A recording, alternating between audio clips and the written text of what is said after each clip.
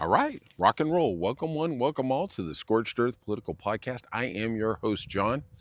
And if you could, at the end of the week, hit that like and subscribe button, leave a comment, tell me what you want on future podcast. I do appreciate it. Actually, this is generated from one of the great comments we got about, they wanted to hear a little more about Zohran and Mandani and what I thought about him. And I actually say, kudos to you, my friend. Kudos to you. And it is a subject I have kind of neglected here. We're really going to really dig deep. It's the end of the week. We're going to fortify. We're going to burn it all to the effing ground because this is Scorched Earth. This ain't your mom's podcast. And we have a historic victory in New York. And it was truly, New York is a bastion of democratic politics, the machine, things like that. And that was embolized, it was epitomized by Andrew Cuomo, who is a failed Democrat from the previous generation, a man of the machine, of the nepotism, of who you know. And we got a fresh face in Zohran Mandani. And we saw a record number of people vote for him. It was the first time 1 million people in that city had voted for one candidate since 1969. Wow. How impressive is that? And Andrew got smoked.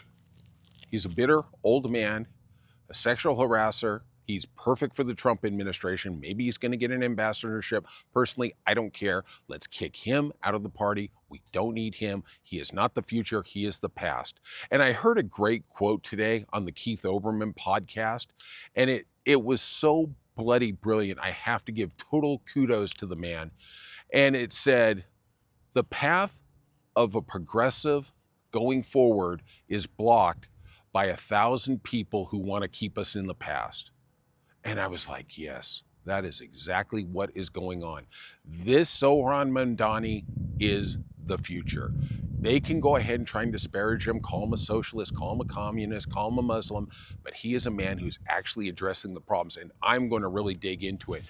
I'm going to backtrack a little here. We saw record numbers of Hispanic, Mexican, we're going to use Mexican, not in a disparaging way, but just to identify the political voting here, is they came back to the Democratic Party in overwhelming numbers. And like I said yesterday, and I'm the only guy saying this, trust me, is the reason they voted for Trump is they bought the bill of goods that he was only going to deport the criminals. So they thought, well, he's going to close the border.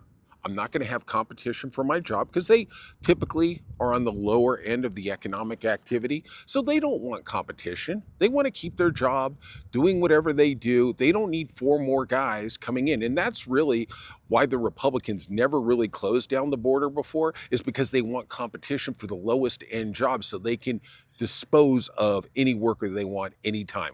To us, to the billionaires, to the big business owners, we are all disposable. Do not think they care one effing iota about us, because they don't.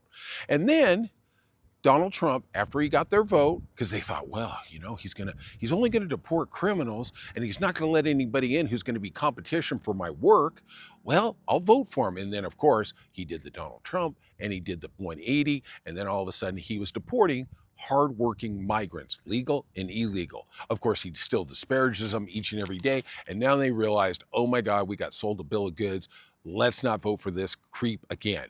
You saw that in the polling on Tuesday. But let's get to why Zohran Mandani is so popular. Let's talk about the bill of goods that our youth in America have been sold, the bullshit they have been force-fed their entire life. They were told, go to school, get a degree, get a job. It's going to be really paying, because the more degrees you get, the better paying job you're going to get. And then you're going to get a house, and then you're going to get a family, and you're going to live the American dream. Bullshit, bullshit, bullshit. Straight up. So here's what really happens. And we had a New York Times article about a month ago about MBAs from Stanford who graduated. Stanford, probably one of the top 10 universities in the country. They graduated and are working at Starbucks. They're assistant managers. They're working at Dunkin' Donuts. It was amazing what they were going through. And I am not one of these people who view you on how much you make, but when you pour $400,000 into your education and you get a job for 40 grand, good luck paying that back. Good luck surviving if you were even going to get 40 grand, right? So they got sold this bill of goods. They were in the Biden administration. Wages went up a little, but the truth is they feel like they are not successful because they cannot live this American dream. They cannot get a six-figure job. They cannot get a house. They don't feel economically viable enough to start a family. Why do you think the birth rates are going down each and every year? Because they know they can't afford it. It's just simple math. It's not these elongated things you see on podcasts where they're like, well, the trend is this and this. It's they don't have the money. Yeah, there's oops babies, don't get me wrong. But literally, they were sold this bill of goods. And Joe Biden, the great Joe Biden, tried to wipe out the student debt. He was stopped by the Supreme Court that said he could not use that as executive action. Of course, that's the same executive action that Donald Trump's trying to use to implement tariffs, and the Supreme Court is now looking at that. Let's see if they let him do it versus what they didn't let Joe Biden do. But that's another story. And a little side note, in case you weren't aware, Joe Biden was only going to forgive the debt after the principal was paid. He was forgiving the interest. And amen to Joe. But that's a political thing. You want to talk about it, we'll talk about it in another podcast. So now these people thought, well, I'm not getting anywhere into the Biden administration. The game is rigged against me. Let's go for the other guy. And then the other guy was even worse than the first guy. So now they're looking at Zohran Mamdani, and let's talk about some of the things that he put on the table when he was campaigning for the mayor of New York City. He talks about free universal childcare, which is something this country should have done 30 effing years ago. Literally, all the G7 nations except us have that for their people, for their women, for their families. The Republicans talk about, oh, we're the party of families. Oh, until it talks about them contributing to helping these families with SNAP, with universal health care, or with child care. Kamala Harris ran on a platform of instituting a policy of universal child care for this country, and we saw how that went. God bless you, Kamala. You tried. I got to say, you at least tried. He also is instituting rent. He wants to institute. None of these policies have been enacted. He just ran on it. Rent freezing. Talking about that these landlords couldn't arbitrarily just raise these rents at any time that will force these kids out. Wow, I can't understand why that's popular. Free buses in the city, and that is absolutely something that should be happening. Public transportation should be free. It should not be another burden of, I hope I can afford to get my job. Economic viability is a big component of transportation, and I wish these other cities like Las Vegas and Los Angeles would actually start to think about that. He also talked about building affordable housing. He has claimed, and he promises, to make 200,000 new affordable housing units over the next year in New York. The other one I'm going to talk about, he had a list of them. I'm not going to get into it. I'm not going to make this a 3-hour podcast so you can just put the middle finger up and go, God, does he ever shut up? But the one I want to talk about that really has endeared or enraged the right is city-owned grocery stores. Now, what he is talking about is to combat corporate greed and the profiteering that goes on. He wanted stores that literally very low profit margin were accountable to the people.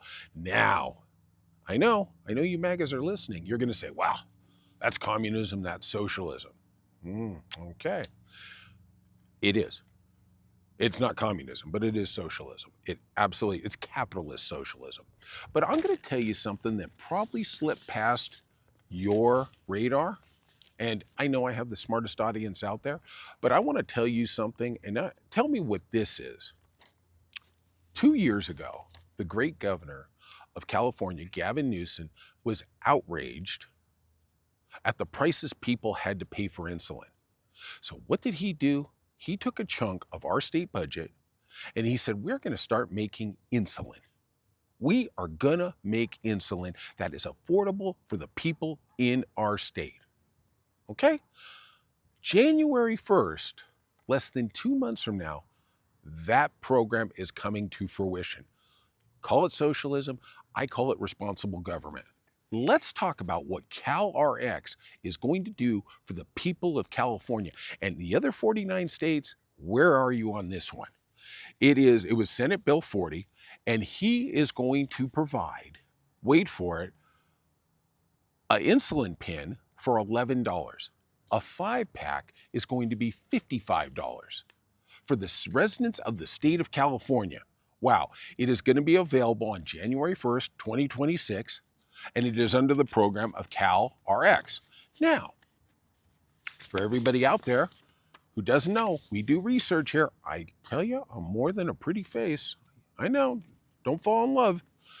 It seems like the price for Medicare, and I understand the White House is trying to negotiate down prices and this and that, but this is the price in the national spectrum that people pay for insulin. Humalog, Novolog, I don't know what the hell that is, but it's $300 to $400 per vial. Long-acting insulin, which is Lantus or Tresiba, is $400 to $600. The insulin pen nationally is $40 to $50 a pen. You can get a 5-pack in California for the price of one pen anywhere else in the country. And that is amazing. Now, is that socialism? No, it's responsible government. And what Mondani is talking about, they want to label, look at what California did with insulin. It's a real thing. And we have seen how these drug companies literally gouge out everybody's eye. I understand today the White House announced that there is going to be a lowering of prices on some obesity pens or GLP-1s. Kudos. Straight up, kudos. Should have happened a long time ago. The drug lobby is very powerful. I do applaud the Trump administration for doing this. But let's take a step back here. And GLP-1s are important for controlling obesity, pre-diabetes, things like that. But what about like the EpiPen, insulin, chemotherapy drugs? Why aren't we hearing about these drugs? My mom, bless her, is on a drug that cost $8,000 a month.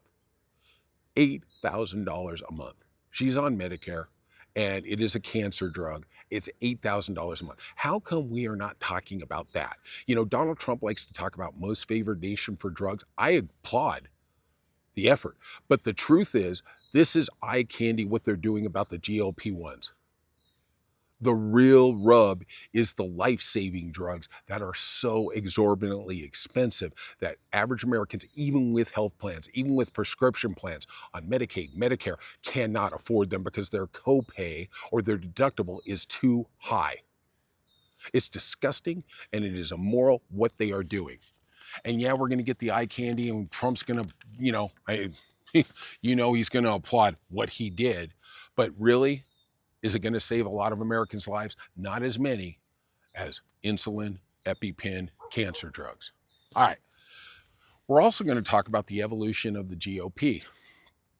Of course, it's evil, it's corrupt. We all understand that. But on the Tucker Carlson podcast this week, he invited Nick Fuentes. If you don't know who this scum is, I applaud you. He was kind of the fringe candidate or fringe part of the Republican Party in 2017, but he endeared himself to Donald Trump. He actually had an open lunch with him in 2022 where Donald Trump afterwards said he's a good guy. And he went on the Tucker Carlson podcast, and literally it was the most flattering infomercial you've ever seen, where Tucker attacked Ted Cruz, and I thought that was a great interview. He literally did a 180. I mean, the only thing he didn't do was get on his knees in front of Nick. I mean, literally, can I wipe and clean your boots, sir? That's about all. And the Heritage Foundation, which I have no credibility for, but that is considered an epicenter, a pillar of conservative thought in the Republican Party. Their head, Roberts, actually said, that was a good interview. Yeah, there's plenty of room.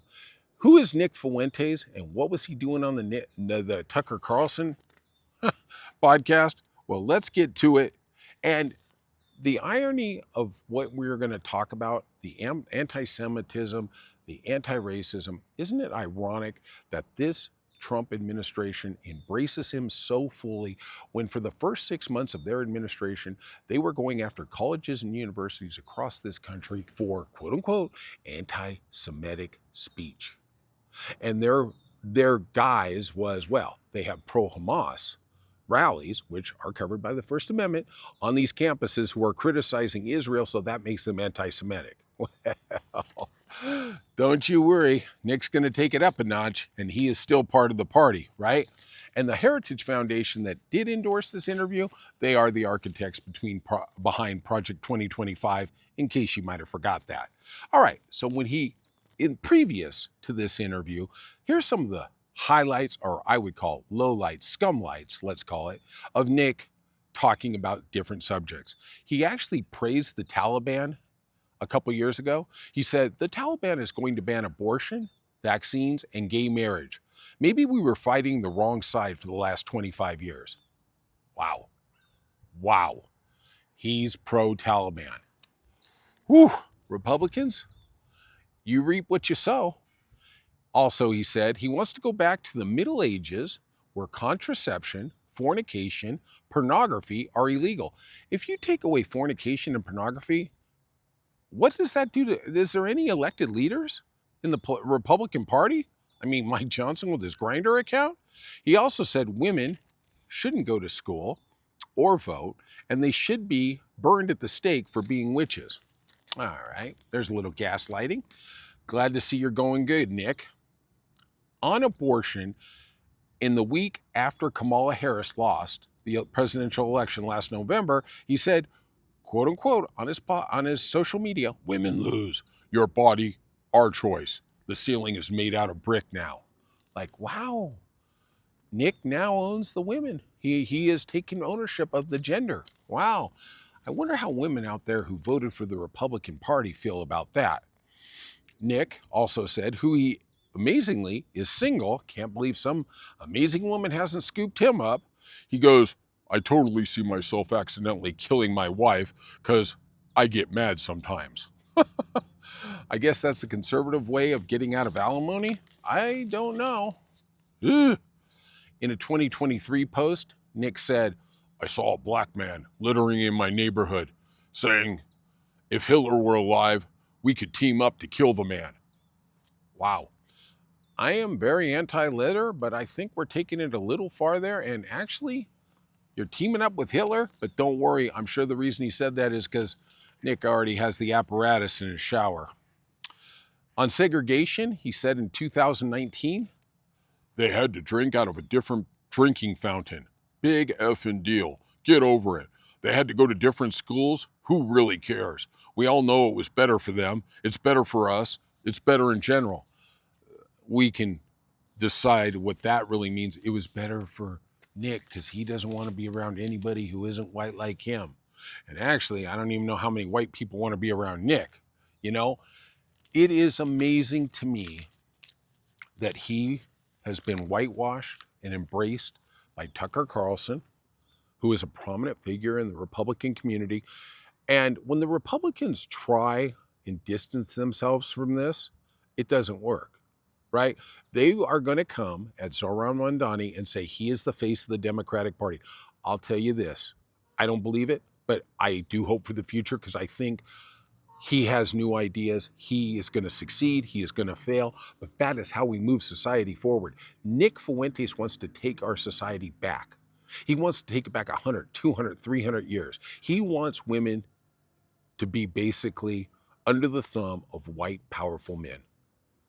And you know, it wasn't until 1973 in this country, a divorced woman could get her own checking account. Prior to that, to have a checking account, to have economic viability, she had to get permission from her ex-husband. Tell me there wasn't some leverage in that divorce proceeding, right? Wasn't until 1983 she could get an apartment on her own after getting divorced. Wow. You know, we forget about how far the gains have come in relatively 50, 55 plus years. And once we get a gain, we forget about the struggle of people who had to endure to get those gains. Women have been denied the right to vote, to have economic viability. And as we have seen with the great Nancy Pelosi retiring this week after she's going to be around for another year. Thank you, Nancy. She has been an amazing woman, but if you look at the way people in the political spectrum attack women, it is so sexist, it is so misogynistic, it makes you want to throw up. Because trust me, there have been a million white men who have failed, but we don't say, oh, look at the white men. They are inept, they are terrible. Go Zohran Mandani. I applaud you. Go take it. Do what you do, and we are going to be a better society because we tried. Nothing ever is accomplished by sitting on your hands.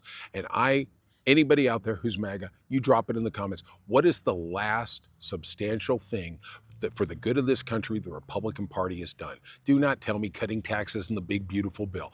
What is something like the ACA, like the Infrastructure Act, things that great presidents like Joe Biden and Barack Obama did to move this country forward? Oh, wait.